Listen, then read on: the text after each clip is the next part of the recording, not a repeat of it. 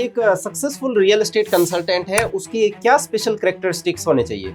Ethics और जो आज की तारीख में ईमानदारी है उसको मैं सबसे बड़ी महत्ता देता हूँ। और अगर आपका फेथ अगर लोगों के अंदर है, आप उसकी जो पॉपुलैरिटी आपकी उस हिसाब से बढ़ रही है कि आप एक सही सलाहकार हैं और एक बहुत सही सलाह देते हैं। हमारे यूथ के साथ में सबसे बड़ी परेशानी ये है कि वो मल्टीटास्किंग के अंदर फंस जाता है। लोगों के अंदर एक मिथ है कि रियल एस्टेट एंड ऑनेस्टी दोनों एक साथ नहीं आ सकते। आप देखेंगे कि जो बी पार्ट वाला या अपन कहें कि कैश पार्ट वाला जो इन्वॉल्वमेंट है वो मार्केट में कम हुआ है। और मल्टीफोल्ड में अगर आपका पैसा बढ़ता है किसी भी प्रॉपर्टी के अंदर, तो मेरे हिसाब से आपको इन्वेस्टमेंट वहीं करना चाहिए जहां पे आपको बहुत ज़्यादा उम्मीद रहती है। और मेरे ख्याल से इस समय सबसे ज़्यादा फोकस मुंबई है, मुंबई 3 है। दोस्तों नमस्कार, आपका स्वागत है रियल एस्टेट विद आरबीके के एक नए पॉडकास्ट के अंदर। आज के जो हमारे गेस्ट है वो एक स्पेशल पर्सनैलिटी है। इन्होंने अपना जो करियर की शुरुआत की थी वो एज ए बैंकर की, उसके बाद ये इंडस्ट्रियलिस्ट बने, उसके बाद में कंसल्टेंट, और आज के दिन में बहुत सारे लोगों के लिए, ये स्पेशली बात करूं तो यूथ के लिए एक आइकन बने हुए हैं। इन्होंने जो लोगों की लाइफ के अंदर टर्न्स दिए हैं, मोटिवेट किया है, वो सच में काबिले तारीफ है। आइए हम स्वागत करते हैं माया नगरी के एक ऐसे शख्सियत की जिन्होंने ना केवल खुद की जिंदगी में, ना केवल खुद की फैमिली के बारे में, सबके लिए एक ऐसी मिसाल कायम की है जो लोग आने वाले टाइम में लंबे समय तक याद रखेंगे। स्वागत करते हैं गगन जी सर का। सर बहुत बहुत स्वागत है आपका आज के हमारे इस पॉडकास्ट के अंदर, and thank you so much, आपने हमारा ये इन्विटेशन स्वीकार किया और आपने अपना टाइम दिया। सर आप सच में भी मल्टी टैलेंटेड है, क्योंकि आपने अपना जो करियर स्टार्ट किया और उसके बाद में आपने लाइफ के जिन जिन कवर्स करते गए तो उन्होंने बहुत सारे चेंजेस किए। तो क्या राज है सर, और आज भी आप उतने ही खुश लग रहे हैं? नहीं, ऐसा कुछ नहीं है, ईश्वर की कृपा रही है। और इसका जो भी श्रेय मैं देता हूँ मेरे को किसी भी तरह के जो मेरे संस्कार हैं घर के, या आप लोगों के सबकी वो दुआएं रही है जो मेरे को हर सफल मुकाम के ऊपर लेके गई है। ठीक है, बैंक से शुरुआत की थी और बाद में मेरा जो इंडस्ट्रियल वाला रुझान था, इंजीनियरिंग वाले भी बहुत सारे काम किए और अल्टीमेटली मैं आज की तारीख में प्रॉपर्टी कंसल्टेंट के रूप में काम कर रहा हूँ। तो ठीक है, इंजीनियरिंग बैकग्राउंड वगैरह ना होते हुए भी उसको अपनाया, ऑटोकैड वगैरह सीखा, सारा कुछ करके अपने प्रोजेक्ट्स के ऊपर अपना काम किया। और आज की तारीख में जो है मेरा जो रियल एस्टेट का है उससे मैं सेटिस्फाई हूँ, क्योंकि जो एक वर्क बैलेंस है, जो टाइम हमारे को अपने परिवार को देना होता है, अपने काम को देना होता है, और जो डेडिकेशन चाहिए होता है, उससे मेरे को काम करके सेटिस्फेक्शन है। मैं जिसके लिए काम करता हूँ, जिन लोगों को हम लोग प्लॉट दिलाते हैं, या जो लोग मेरे साथी लोग मेरे साथ में जुड़े हुए हैं, वो सारे लोग अपना अच्छा काम कर पा रहे हैं। एक वो वर्क सेटिस्फेक्शन जो है, वो जो वर्क बैलेंस है, उसकी वजह से मेरे को इस काम में मजा आ रहा है और अब काम कर रहे हैं इसका। सर रियल एस्टेट में आने से पहले आपकी लाइफ कैसी थी, और रियल एस्टेट में आने का फैसला आपने कैसे किया? क्योंकि इससे पहले इंडस्ट्रियलिस्ट का और कंसल्टेंट का काम तो आई थिंक उससे भी ज्यादा बेटर है, तो रियल एस्टेट में स्पेशली क्यों? नहीं, काम तो देखिए सारे अच्छे होते हैं, काम कोई बुरा नहीं होता है। और जो वैसे जो मैं अगर देखूं तो जो प्रोजेक्ट्स वाले जो काम होते हैं, या जो हमारा वो जो टाइम था जिस समय हमारे को मेहनत करनी चाहिए थी, उस समय हमने वो जो काम करने थे हमारे को, जो बहुत सारा टाइमिंग भी जिसमें इन्वॉल्व होता था, बहुत सारा टाइम भी जिसमें लगता था, बहुत मीटिंग्स के अंदर टाइम भी जाता था, बहुत दूर दूर दूर हम लोग जाया करते थे। मैं स्पेशल पर्पस मशीन्स वगैरह का मेरा ग्राउंड रहा है, तो बहुत बड़ी बड़ी कंसर्न्स के साथ में जो डीलिंग होती थी, और बहुत सारे लोगों के अंदर जो पंक्चुअलिटी थी और जो टाइम था, उसके बाद में टाइम बहुत ज़्यादा जाता था, परिवार को बहुत कम टाइम दे पाते थे। आज कम से कम ये है कि वो सारी चीज़ों से बाहर निकल के, अच्छा जो हमारा जो कंसल्टेंट के तौर पे जो भी हमने वैसे काम किए हैं, ऑटोकैड वगैरह पे भी जो किए हैं, उसमें भी आपका लैपटॉप वगैरह पे बहुत टाइम जाता था। इंजीनियरिंग साइड से, डिज़ाइनिंग वाली साइड से बहुत सारा समय देना पड़ता था। और परिवार का जो बैलेंस था वो कम से कम ये था कि उस समय हम लोग उसको पूरा नहीं कर पाते थे। और आज जब इसमें आए हैं प्रॉपर्टी वाली लाइन के अंदर और कंसल्टेंसी वाली लाइन के अंदर, तो इसमें कम से कम ये है कि अपने समय को हम लोग प्लान कर सकते हैं और अच्छा कुछ कर सकते हैं। और उसकी वजह से ही मेरा रुझान इस तरफ बढ़ा और आज की तारीख में मैं इस प्रॉपर्टी का काम कर रहा हूँ। सर एक सक्सेसफुल रियल एस्टेट कंसल्टेंट है, उसकी क्या स्पेशल कैरेक्टरिस्टिक्स होने चाहिए? देखिए, मैं आज की तारीख में सबसे बड़ा जो मॉरल बैकग्राउंड है आदमी का, रियल एस्टेट के अंदर एक ये कमी थी। और जिस ग्रुप के साथ में हम लोग जुड़े हुए हैं और जिनका जो हम लोगों के हमारे जो मेंटर हैं, जिनसे हमने ये काम इसको सीखा है या अपनाने के बारे में सोचा है, उनका जो एथिकल ग्राउंड रहा है, उसी के बेसिस पे हम लोगों ने काम जो शुरू किया है। और एथिक्स और जो आज की तारीख में ईमानदारी है, उसको मैं सबसे बड़ी महत्ता देता हूँ। आज अगर वो है तो उसके बाद में आप बहुत अच्छा काम कर सकते हैं।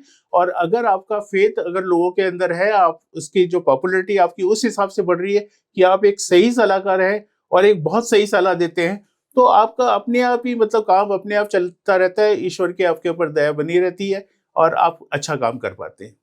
आप सोशल मीडिया पर भी काफी ज्यादा एक्टिव रहते हैं, तो क्या एक प्रॉपर्टी कंसल्टेंट को सोशल मीडिया पे भी एक्टिव रहना बहुत ज्यादा जरूरी है? देखिए, ऐसा होता है कि आज की तारीख में देखा जाए तो बहुत परिप्रेक्ष्य प्रॉपर्टी का बहुत बदलता जा रहा है। पहले लोगों के पास में टाइम होता था, फिजिकली उसको देखने का समय रहता था और वो पूरा टाइम अपना मतलब प्रॉपर्टी डीलर के साथ में फिजिकली जाके अपना काम कर सकते थे। आज की तारीख में अगर अपन बात करते हैं तो लोग जितना सोशल एक्टिव है, उतना कम से कम आप देखें तो मतलब उनका ये नहीं रह पाता कि हर आदमी प्रॉपर्टी के पास में डीलर के पास में जाए या हर प्रॉपर्टी को देख पाए। तो उसके बनिस्बत आदमी का थोड़ा शॉर्टकट भी रहता है कि वो अपना अच्छा, मैं ज्यादातर काम अभी मुंबई कर रहा हूँ, तो आप ये देखेंगे कि पिछले कुछ आंकड़ों को अगर अपन बात करते हैं तो लगभग 96% प्रॉपर्टी, एक बड़ा एक आश्चर्य की बात है कि फिजिकल जो चीज को अपन देख के और जिसका निर्णय लेते हैं, वो 96% प्रॉपर्टी ऑनलाइन बिक रही है। जो लोग अपना जो प्रॉपर्टी के वेबसाइट्स हैं लोगों की, उसके ऊपर लोग जाते हैं, उससे वो प्रॉपर्टी के बारे में पता करते हैं और उसी के बाद में अगर उसका जो है वो डिसीजन लेते हैं, वर्चुअल उनका विजिट हो जाता है। बाद में जाके जब वो सब कुछ डिसाइड कर लेते हैं, तब जाके वो वर्चुअली जाके आपका प्लॉट देखते हैं और उसके बाद भी उसकी रजिस्ट्री कराते हैं। लेकिन उससे पहले जितने भी काम है आजकल ऑनलाइन ज्यादा होने लगे। तो जब नेचुरली जब आप मीडिया के ऊपर ज्यादा एक्टिव है, आपके जो कस्टमर है वो मीडिया के ऊपर ज्यादा एक्टिव है, तो आपको वो अपनाना ही पड़ेगा, आपको इस पे जाना पड़ेगा। आज का जो यूथ है उसको अगर कोई काम उसने स्टार्ट कर दिया है और किसी भी रीजन से उसको वो काम में सक्सेस नहीं मिली, तो उसको चेंज करने में बहुत ज्यादा दिक्कतों का सामना करना पड़ता है और 25-30 साल की उम्र में वो गिव अप कर देते हैं। आपने आपकी जो आज के दिन में रिटायरमेंट की एज है, उसमें आपने एक नया फील्ड है उसको सेलेक्ट किया है, तो आपको इनिशियल लेवल पे किन किन चुनौतियों का सामना करना पड़ा सर? नहीं, मेरे को जहां तक एज की बात है, एज कोई फैक्टर होता नहीं काम का। आपकी काम के प्रति क्या रुचि है, क्या आप उसको किस ढंग से करना चाहते हैं और आप कितना उसको डेडिकेटेशन के साथ में कर पाते हैं, ये सबसे ज्यादा बड़ी जरूरत है। मैंने अपने 40 साल के करियर के अंदर बहुत सारे, ठीक है, बहुत सारे बिजनेस भी चेंज किए और अपना सर्विस भी चेंज की है, लेकिन हमेशा मैंने सफलता पाई इसी बेसिस के ऊपर कि मैंने उस काम को पूरी तरह से समझ के, पूरी तरह से उस पर ध्यान लगा के और डेडिकेशन के साथ में काम किया। एक काम को जिसको मैंने हाथ में लिया, उसको हमेशा उसका एक लेवल पाया और उस लेवल पाने का जो मेरा वो था कि मेरे को उसका पूरा डेप्थ में जाके उसका पूरा नॉलेज लेना है और पूरा उसके ऊपर काम करना है, तभी जाके सफलता मिल पाती है। अगर हम बहुत ऊपरी तौर के ऊपर देखते हैं तो ऊपरी तौर से कभी काम हुआ नहीं करते। हमारे यूथ के साथ में सबसे बड़ी परेशानी ये है कि वो मल्टीटास्किंग के अंदर फंस जाता है। एक काम के साथ में दूसरे काम की तरफ जब उलझता है तो उसको दिक्कत आती है। एक काम को पूरी तरह से समझ जाए, कर जाए, उसके बाद में अगर काम करता है तो उसको, मेरे को नहीं लगता कि उसको किसी भी तरह से कोई परेशानी आनी चाहिए। और ये वाला भी जो प्रॉपर्टी का काम है, ये भी आपका इसी तरह का काम है। आप अपने पूरे एरिया की जानकारी रखें, फील्ड की जानकारी रखें, आप अपने जो गवर्नमेंट के जो उसके संबंध में जो नियम है, उनको सारी चीजों को आप लेके चलें। सारी चीजों का अगर आपके पास में नॉलेज है तो सफलता आपको कभी ऐसा हो ही नहीं सकता कि आपको सफलता ना मिले। सफलता ना मिलना मेरे डिक्शनरी के अंदर मेरे को समझ में नहीं आता। अगर आप काम को अगर साथ में लेके चल रहे हैं और आपका काम में पूरी तरह से रुझान है, तो आप मान के चले कि आपको सफलता मिलेगी मिलेगी। मेरा तो कम से कम यही प्रिंसिपल रहा है। आपका काम करने का अंदाज बाकी लोगों से काफी डिफरेंट रहा है, तो आप ऐसा क्या डिफरेंट करते हैं? नहीं, मैं ना ऐसा कुछ भी नहीं। मैं तो आप लोगों से, जो हमारे जो मेंटर्स हैं या जो लोगों को देखते हैं, उनका ऑब्जर्व करते हैं, उनके काम को अपनाते हैं और उसी तरह से हम लोग काम करते हैं। जहाँ लगता है कि हाँ, ये वाला वे हमारे को जो बेस्ट सूट करता है, तो उस तरफ चले जाते हैं। इजी लाइफ है, इजी गोइंग है, इसमें मेरे को ऐसा नहीं लगता कि मैं कुछ स्पेशल कर रहा हूँ। लेकिन हाँ ठीक है, जो मैं सफल लोग हैं उनकी जिंदगी भी पढ़ता हूँ, उनको समझने की कोशिश करता हूँ, उसी को अपने अंदर, अपने काम के अंदर ढालने की कोशिश करता हूँ। लोगों के अंदर एक मिथ है कि रियल एस्टेट एंड ऑनेस्टी दोनों एक साथ नहीं आ सकते, तो आप लोगों के इस मिथ को कैसे देखते हैं? एक समय था जब रियल एस्टेट को इस तरह का माना जाता था कि झूठ फरेब का मार्केट है, और आपको कुछ ना कुछ उसको एक्स्ट्रा कुछ जब तक बूस्ट नहीं करेंगे तब तक आपका काम नहीं चलेगा। लेकिन आज की तारीख में अगर राम भगत जी अगर इसकी बात करें, तो जितना आप ईमानदारी से काम करेंगे, जितनी आप एथिकली आप बिजनेस को लेके चलेंगे, और जितना सामने वाले से आप ट्रांसपेरेंट रहेंगे, उतना आपका काम मेरे हिसाब से अच्छा होगा। और इसमें मैं तो नहीं समझता कि कहीं मतलब जो ईमानदार आदमी है वो किसी भी फील्ड में हो, वो हमेशा आगे बढ़ेगा। बट सर, रियल एस्टेट के अंदर काफी सारा ब्लैक मनी का इन आउट होता है, तो आप इसको कैसे देखते हैं? नहीं, एक समय कभी था ऐसा कि ब्लैक मनी काफ़ी हुआ करता था, और बहुत मतलब अब अगर वैसे आज के और पहले के सिनेरियो के अंदर अपन देखें, तो लगभग पहले 15-20%, 25% की लोग रजिस्ट्री कराया करते थे। बहुत ज़्यादा बी पार्ट का जो अपना जो कैश का है वो इन्वॉल्वमेंट होता था। गवर्नमेंट के रेस्ट्रिक्शंस रहे हैं, उसके बाद में आपके जो है मतलब काफ़ी लोगों के काम में भी बहुत सुधार हुआ है, और अब लोग ईमानदारी की तरफ जाके पूरा टैक्स देके, पूरा जो अपना रजिस्ट्री की वैल्यू वगैरह गवर्नमेंट को चुका के और उस पे काम करने के ऊपर विश्वास रखने लगे हैं। एक बहुत बड़ा इनपुट इसकी वजह से जो लोन वगैरह आपके जो बैंक से आसानी से मिलने लग गए, जो नया यूथ जिसकी पेमेंट अच्छी है, वो मार्जिन देके और जो अपना काम करता है, वो सारी चीज़ों का बहुत फ़र्क पड़ता है। और उसको करने के बाद में आप जितना आप देखेंगे कि जो बी पार्ट वाला या अपन कहें कि कैश पार्ट वाला जो इन्वॉल्वमेंट है, वो मार्केट में कम हुआ है। और आप देखेंगे जो पहले 20-80 का रेशो इस तरह का हुआ करता था, अब ये बिल्कुल बदल गया है और रिवर्स हो गया है लगभग। अब ज़्यादातर लोग अपना जो काम है, वो ईमानदारी से टैक्स देते हुए, अपने रजिस्ट्री की वैल्यू देते हुए और ईमानदारी से करना चाहते हैं। तो वो मेरे ख्याल से एक बहुत बड़ा बदलाव होता जा रहा है, और ये मेरे को लगता है कि ऐसा बदलाव रहना चाहिए। आज के यूथ के अंदर है ना, मोटिवेशन की बहुत ज्यादा कमी है। काम के बीच में वो डिप्रेशन में आ जाते हैं, काम के लोड की वजह से डिप्रेशन में आ जाते हैं। तो आप अपने काम के तनाव के बीच में कैसे आप अपने आप को मोटिवेटेड रखते हैं? देखिए, काम को आप जितना अपना के चलेंगे, जितना आपको लगेगा कि ये काम मेरा है और मैं इसको अच्छे तरीके से कर सकता हूँ, और उसको कैसे अच्छे तरीके से कर सकता हूँ उसके बारे में आपका चिंतन रहेगा, और आप उसके साथ में अपने जो है दूसरे जो साथी है उनको अगर जोड़ के चलते हैं अपने साथ, और उनको भी साथ लेके और उनके जीवन का उसका प्लानिंग भी आप उसके अंदर एकोमोडेट कर लेते हैं, तो मुझे लगता है कि आपके साथ में दूसरा जो उद्देश्य है, दूसरों के जीवन का जो उद्देश्य है, वो भी आपके साथ मिल जाता है। और ये दोनों चीज़ें और आपका जो डेडिकेशन है, वो आपको अपने आप सफलता दिला देता है और हमेशा मोटिवेट रखता है। जब आप अपने स्वार्थ के साथ में किसी और का स्वार्थ उसके साथ में जोड़ लेते हैं, उसका हित उसके अंदर मिल जाता है, तो आपके 2 जने, 4 जने, 5 जने जितनी भी आपकी टीम है, वो सारे हित लेके अपना काम करते हैं, तो काम बहुत अच्छी तरह से हो सकता है। बिल्कुल सही बात बोली सर आपने कि अगर आप दूसरों के लिए जीना चालू कर दो, यानी कि जब भी आप कोई भी काम करते हैं, जैसे आप कोई भी प्लॉट या फ्लैट बेचने के लिए जाते हैं, तो सामने वाले बायर का उसमें क्या फायदा हो सकता है, अगर इसके बारे में आपने सोचना शुरू कर दिया, तो फिर वो ले या नहीं ले उससे आपको फर्क नहीं पड़ेगा और आप उससे कभी भी डिमोटिवेट नहीं हो पाएंगे। आपको भी अपने वर्क का सेटिस्फेक्शन इसी बात के लिए मिलता है कि आप सामने वाले का भला सोच रहे हैं, सामने वाले का भला चाह रहे हैं। कई बार चीज पाने से ज्यादा देने में खुशी मिलती है। वही आपका, अगर आप कस्टमर को अच्छा डिलीवर कर सकते हैं, अपने साथियों के साथ में अच्छा काम कर सकते हैं, तो वो खुशी जो होती है वो आपको खुद को जो अर्निंग होती है उससे ज्यादा बढ़ के होती है। ये मेरा मानना है। एक आम आदमी जब अपनी पहली प्रॉपर्टी खरीदता है, तो उसमें वो क्या क्या गलतियां कर देता है जिसकी वजह से उसको प्रॉपर रिटर्न्स वगैरह नहीं मिल पाई? देखिए, कई बार आदमी जो होता है उसको ये लगता है कि मैं जो इन्वेस्ट कर रहा हूँ वो कम पैसे में करूँ, या ऐसा करूँ कि मतलब उसका जो है मतलब कभी आगे जाके उसका अगर और प्रॉपर्टी अगर वो अप्रूव होती है या उस तरह का अगर उसको बेनिफिट लेना चाहता है, तो उस चक्करों में ज़्यादा उलझ जाता है, सस्ती प्रॉपर्टी के चक्कर में उलझ जाता है। साफ सुथरी प्रॉपर्टी अगर लेगा तो मुझे नहीं लगता कि कभी भी ऐसी प्रॉपर्टी के अंदर उसको अगर कभी भी दिक्कत का सामना करना पड़े।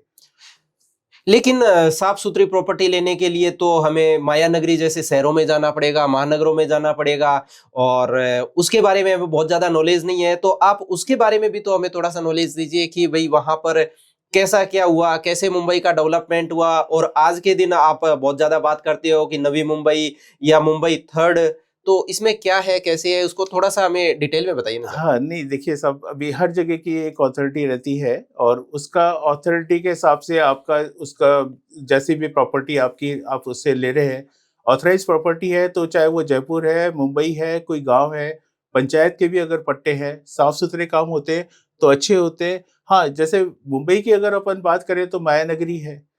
हम जानते हैं शुरू से कि पैसे के मामले में मुंबई कभी जो हमेशा माया नगरी है तो माया नगरी ही रहेगी और अच्छा फ्लो वहाँ पर कैश का है। आपको वहाँ की प्रॉपर्टी में काम करने में हमेशा ज़्यादा मजा आएगा।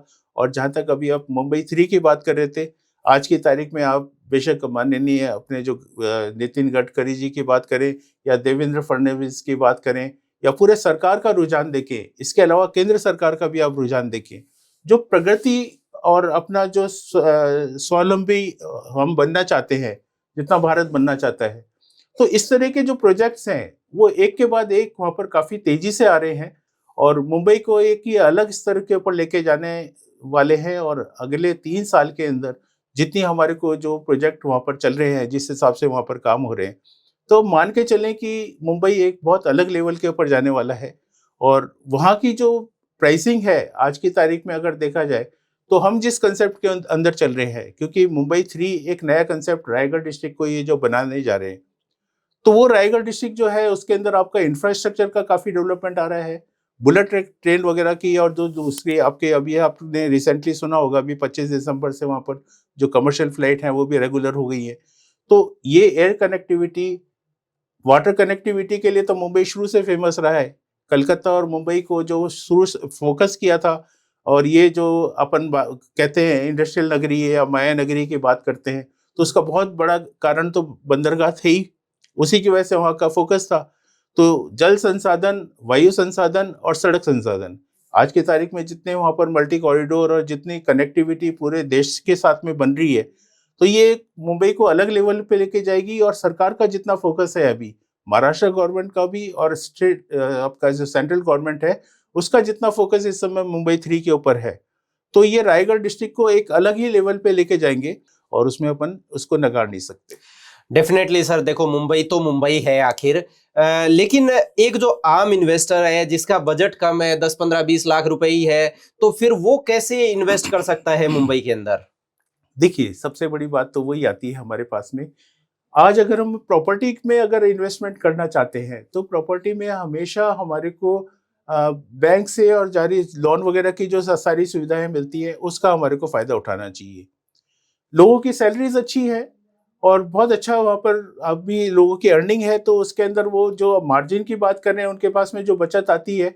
आप सपोज आप आज की तारीख में अगर बात करें तो नवी मुंबई का जो हिसाब किताब है, 1 करोड़ 1.25 करोड़ के अंदर हम लोग अच्छा प्लॉट वहां पर पा सकते हैं। जबकि ये वाली जो अर्निंग है वहां पर मेरे ख्याल से मतलब लाखों में लोग इस तरह के हैं जिनकी जो सैलरी है वो कम से कम आप माने कि 1-2 लाख रुपए के आसपास उसका रहता है।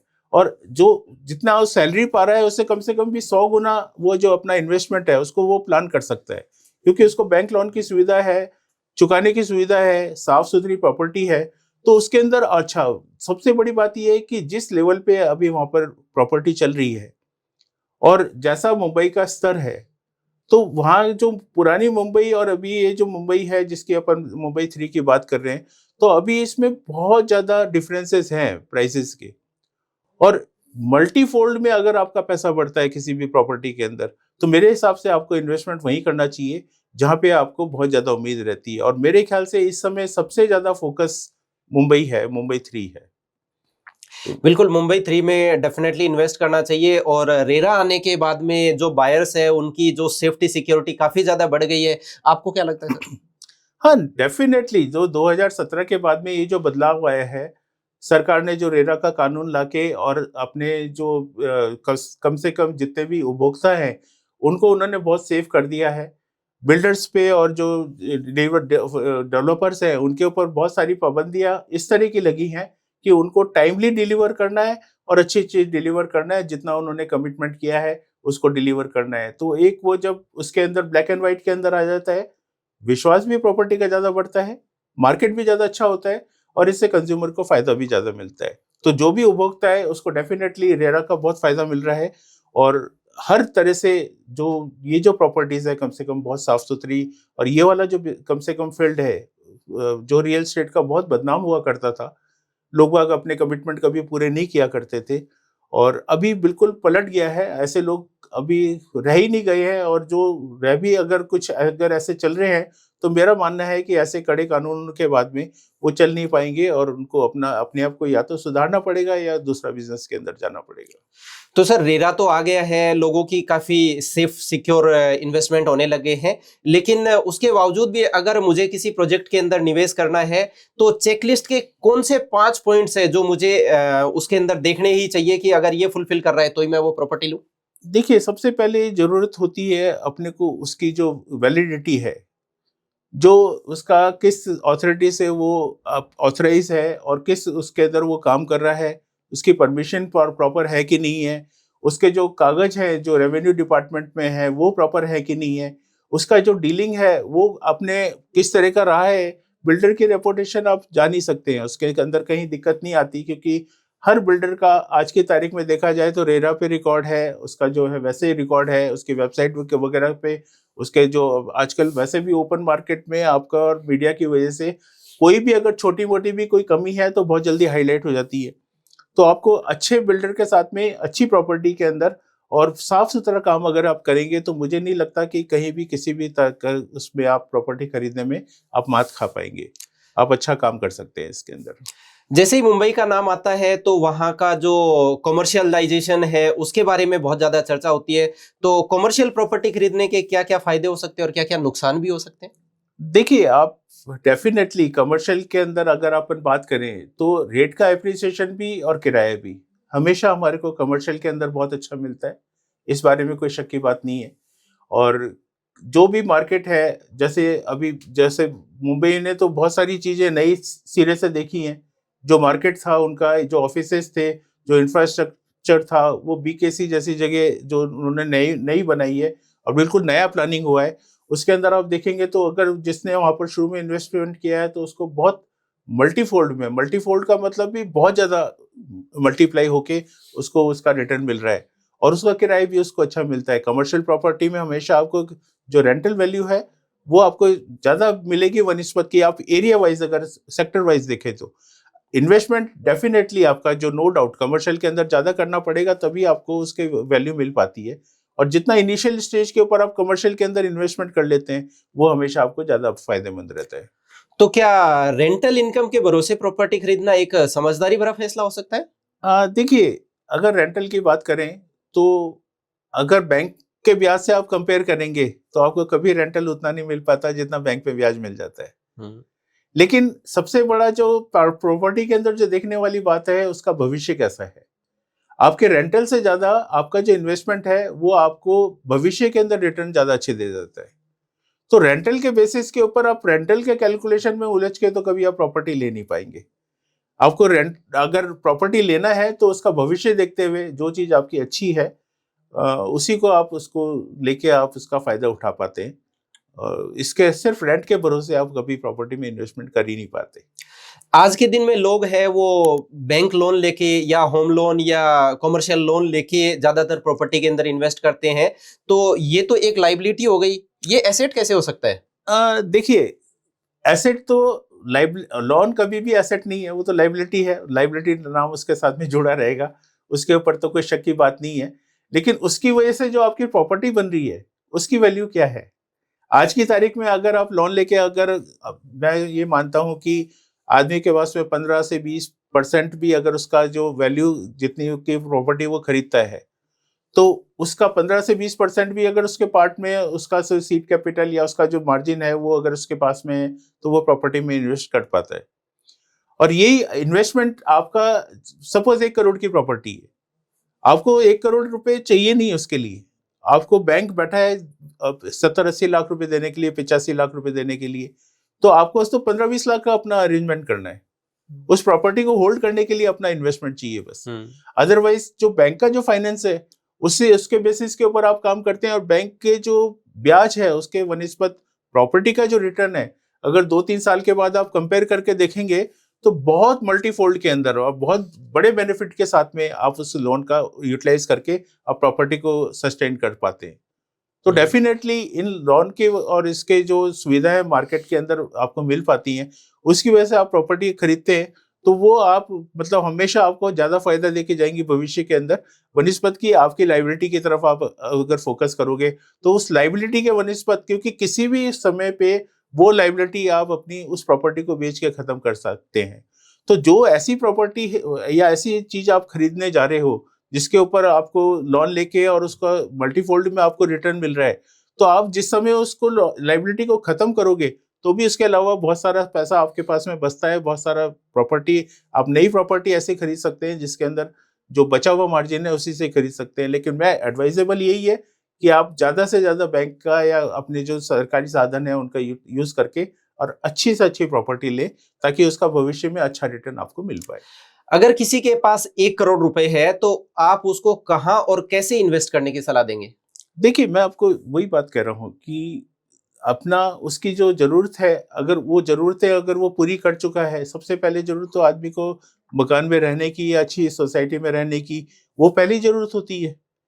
उसके बाद में उसको कि अपना कि कहाँ से उसको रिटर्न ज़्यादा मिल सकता है, तो डेफ़िनेटली कोई कमर्शियल प्रॉपर्टी वगैरह के अंदर या इंडस्ट्रियल कोई प्रॉपर्टी है जिसके एप्रिसिएशन अच्छे आने वाले हैं, तो अच्छी कोई लोकेशन देख के उसको उसमें इन्वेस्ट करे तो वो ज़्यादा हमेशा बेनिफिट उसका उठा सकता है बेनिफिशियरी। आपने काफी ज्यादा बातें बताई मुंबई के बारे में, नवी मुंबई के बारे में, तो थोड़ा सा एक ये भी डिटेल में बताइए कि पुरानी मुंबई कौन सी है, ओल्ड मुंबई कौन सी है और नवी मुंबई कौन सी है, क्योंकि बहुत सारे लोग इसके बारे में नहीं जानते हैं। और नवी मुंबई और ओल्ड मुंबई कैसे आपस में कनेक्ट करती है, क्योंकि आपने मुझे ऑफ द कैमरा बताया था कि जैसे अटल सेतु बन रहा था ये, तो क्योंकि बहुत सारे लोग जो इस फील्ड के नहीं है या मुंबई में नहीं रहते उनको ये चीजों के बारे में ज्यादा नॉलेज नहीं है, तो इसके बारे में भी थोड़ा सा बताइए। मुंबई के बारे में अपन अगर बात करें तो ये रिक्लाइनेशन के माध्यम से बना हुआ एक तरह से पूरा एरिया है। पहले अलग अलग जो द्वीप हुआ करते थे उनको रिक्लाइनेशन के माध्यम से आपस में जोड़ के, और पहले अपना जो उद्गम हुआ है वो मुंबा देवी वाली मुंबई जो है, जो वेस्टर्न मुंबई है वही वाला पार्ट अपना डेवलप था। उसके अलावा एक थाने एक बड़ा डिस्ट्रिक्ट हुआ करता था, वो सेपरेट चलता था मुंबई से। अभी फिर बाद में आपका जो है वो सेंट्रल के नाम से उसको जोड़ के और थाने को भी अभी मुंबई का ही पार्ट बना दिया गया है। तो मुंबई का डेवलपमेंट तो अगर आप देखेंगे तो बहुत जो ग्रेजुअली डेवलपमेंट हुआ है, क्योंकि जो पहले जो 5 महाद्वीप उन्होंने जोड़े अपने रिक्लाइनेशन के माध्यम से, आज उसके वनस्पत कंपेयर करते हैं तो आज की तारीख में करीब 400 स्क्वायर किलोमीटर से भी ज्यादा का एरिया अभी मुंबई का डेवलप हो चुका है। मुंबई का करीब 80 के 90 के दशक के बाद में जब वो वेस्टर्न वाले पार्ट के अंदर जगह की कमी पड़ गई, वर्टिकल भी जो इमारतें काफ़ी बन गई और उसके अलावा भी जो जगह है वो कम पड़ी, तो वो सेंट्रल की तरफ बढ़े हैं। नवी मुंबई का उद्गम हुआ। उसके बाद में नवी मुंबई का जो डेवलपमेंट था वो काफ़ी तेज़ी से हुआ है, और नए सिरे से जो नई डेवलपमेंट होती है वो डेफिनेटली अच्छी होती है। आज की तारीख में ज़्यादातर फोकस मुंबई 3 की तरफ है। जो रायगढ़ डिस्ट्रिक्ट है, जो अपना पुराना साउथ मुंबई है, जिसकी कनेक्टिविटी अभी अटल सेतु से शुरू हो गई है, तो वो कनेक्टिविटी जो 22 किलोमीटर का जो पुल बना है उससे वो पूरा के पूरा साउथ मुंबई का जितना कमर्शलाइजेशन है, तो उसका एडवांटेज आपको ये जो पनवेल वाला पार्ट है, आपको जो नवी मुंबई का भी नया एयरपोर्ट बना है, इस पार्ट को पूरा पूरा के पूरा उसको उसका एडवांटेज मिल रहा है। तो वहाँ पे आपका कमर्शलाइजेशन ज़्यादा आ रहा है, जो दूसरी इंडस्ट्रीज हैं वो ज़्यादा आ रही हैं। नए सिरे से काम करने का एक नया एक पार्ट अगर उस इतना बड़ा एरिया अगर रायगढ़ डिस्ट्रिक्ट का मिल रहा है तो सरकार का भी फोकस ज़्यादा है। तो पूना तक का जो जितना भी ये एरिया है अभी मुंबई की 3 के नाम से ये डेवलप हो रहा है। और आप अगर देखेंगे तो दुनिया भर के जितने बड़े बिल्डर्स हैं, जितनी बड़ी इंडस्ट्रियल जो अपनी वो है लॉबी है, वो सारे के सारे इसी एरिया को फोकस करके बैठे हैं और बहुत तेजी से यहाँ पे डेवलपमेंट आ रहा है। और हालांकि अभी मुंबई 4 की भी बात करते हैं, लेकिन मुंबई 4 वाला जो पार्ट है वो ये वाधवा पोर्ट वगैरह की अगर बात करें, वाधवान पोर्ट और अपना जो गुजरात बॉर्डर वाली बात करें, नए सिरे से जो अपना एयरपोर्ट वगैरह की बात करें, उसमें अभी थोड़ा सा समय लगेगा क्योंकि आदिवासी इलाके हैं, परमिशन के अंदर भी वहाँ पर थोड़ी सी दिक्कतें आती हैं और जो प्रकृति है उसको भी साथ लेके चलना है इनको।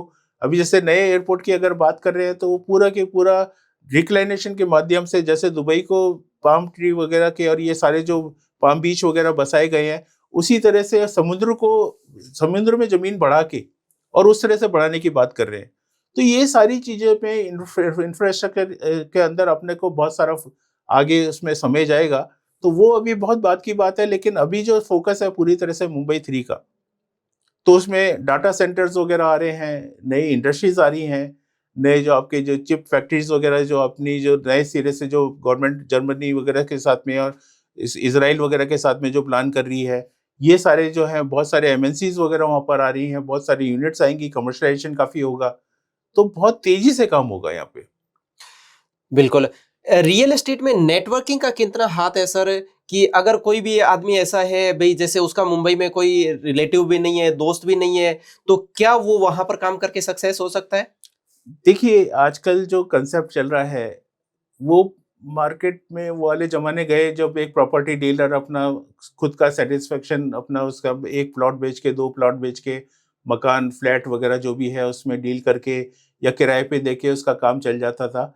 आज वो जमाना रहा नहीं, क्योंकि अभी जैसे लोगों का जो कंसेप्ट चल रहा है, अभी जो खास करके रियल एस्टेट के अंदर बहुत बड़ा बदलाव आया है वो ये आया है कि लोग टीम बना के काम कर रहे हैं और टीम के साथ में मल्टी फोकस होके, मल्टी आपके जो टास्किंग है उसके साथ में आप एक दिमाग है और कई सारे आपके दिमाग आपके साथ में हैं, कई सारे आपके हाथ आपके साथ में हैं और कई जगह पे आप अगर एक साथ काम कर सकते हैं तो उस जगह का फोकस आपका बढ़ता जा रहा है। और हमेशा जो फायदा है वो इसी चीज के अंदर आपको मिल पाता है कि जब आप टीम के साथ में काम कर रहे हैं तो आपका काम कोई और भी संभाल रहा है और आप किसी और का भी काम संभाल रहे हैं। तो डेफिनेटली इस काम के अंदर आपको ज्यादा प्रगति मिलेगी, ज्यादा आप काम कर पाएंगे और ज्यादा आसानी से काम कर पाएंगे। गगन जी, आपकी सबसे क्रेजी या फिर सबसे मुश्किल डील्स कौन सी रही है? नहीं, मुश्किल तो हर तरह की, मुझे खास करके उन लोगों के साथ में डील करने में मजा आता है जो बहुत सारी क्यूरियोसिटी रखते हैं, बहुत सारा जानकारी लेना चाहते हैं या बहुत सारे जिनके क्वेश्चन होते हैं। तो ऐसे लोगों के साथ में डील करना बहुत अच्छा लगा है। और अभी किसी उस डील के अंदर पर्टिकुलर उसमें जाने के वनिस्पत यही मान के चले कि जब कोई सीधे सीधे से काम अगर खत्म हो जाता है कि हाँ ठीक है ये प्रॉपर्टी है, सामने वाला पूरा उसका अध्ययन करके आया है, तो वो डेफिनेटली आपको सेटिस्फेक्शन देता है कि आजकल कितना जागरूक हो गया है ग्राहक, जो सारी चीजें पहले से पता करके आया है, तो वो एक सेटिस्फेक्शन वाली चीज होती है। लेकिन जहां आदमी को पता नहीं है या जहां वो बहुत सारे अपने क्वेश्चन लेके आया है, उन सारी डीलों को करने में भी बहुत मजा आता है। बिल्कुल बिल्कुल। गगन जी, आपने बहुत सारी जानकारी दी जिसके अंदर बहुत मजा आया, लेकिन हमारे जो रियल एस्टेट के अंदर जो नए एडवाइजर्स आ रहे हैं, नए एजेंट्स आ रहे हैं, उनके लिए आप क्या एक गोल्डन टिप देना चाहेंगे? देखिए, मैं सबके लिए वैसे तो शुभकामनाएं, जो भी काम करने आ रहे हैं बहुत अच्छी बात है। मैं यही मान के चलता हूँ कि आप जितना ईमानदारी से, जितना ट्रांसपेरेंट होके और जितना मिलके काम करेंगे, उतना आप हमेशा फायदा उठा पाएंगे। और एकला चालों की जो नीति है वो आज के बिजनेस में, किसी भी बिजनेस के अंदर रह नहीं गई है, तो रियल एस्टेट भी उसका अपवाद नहीं है। तो यहाँ अगर आप टीम बना के टीम के साथ में अगर काम करते हैं तो एक बहुत अच्छा काम कर सकते हैं। अपना ईमानदारी जो आपका उपभोक्ता है उसके प्रति भी, अपने साथियों के प्रति भी बनाए रखें और उसको जितना आप ईमानदारी से और ट्रांसपेरेंट होके और अपना डेडिकेशन के साथ में अपना योगदान आप टीम को अपना देना चाहेंगे, तो उसके बाद में आप बहुत अच्छा काम कर सकते हैं। और उसी के लिए मेरे सब साथियों के लिए शुभकामनाएं भी है। गगन सर, आपने बहुत सारी जानकारी हमारी व्यूवर्स को दी, और स्पेशली आज का जो रियल एस्टेट का युग बदल रहा है, क्योंकि आज के युग के अंदर टीम वर्क होने लग गया है, रियल एस्टेट के अंदर ईमानदारी के साथ काम होने लग गया है, ट्रांसपेरेंसी के साथ काम होने लग गया है। तो इसकी वजह से आज का यूथ है इसकी तरफ डेफिनेटली अट्रैक्ट होगा, और मुंबई जैसे महानगरों में काम करने के बाद में उनको जो एक आनंद और एक जो पैसे का मोटिवेशन या जो भी चीजें उसको मोटिवेट कर सकती है, क्योंकि बहुत सारे लोगों का सपना रहता है कि मैं कभी मुंबई जाऊंगा, मैं कभी माया नगरी देखूंगा, या फिर उसके जो कुछ आइकन्स है जैसे अमिताभ बच्चन हो गए या जो भी सेलिब्रिटीज है उनसे वो मिलना चाहता है। तो वहां पर जब वो जाएगा और उनकी जो लाइफस्टाइल देखेगा, उससे उसको खुद को एक मोटिवेशन आएगा कि मुझे भी ऐसे जीना चाहिए। So sir, thank you very much, आपने अपना टाइम दिया उसके लिए, और थैंक यू सो मच आपने हमारे जो नए एडवाइजर्स है उनके लिए जो गोल्डन टिप्स दी उसके लिए बहुत बहुत धन्यवाद। Thank you so much. आपका धन्यवाद। Thanks a lot sir, thank you so much.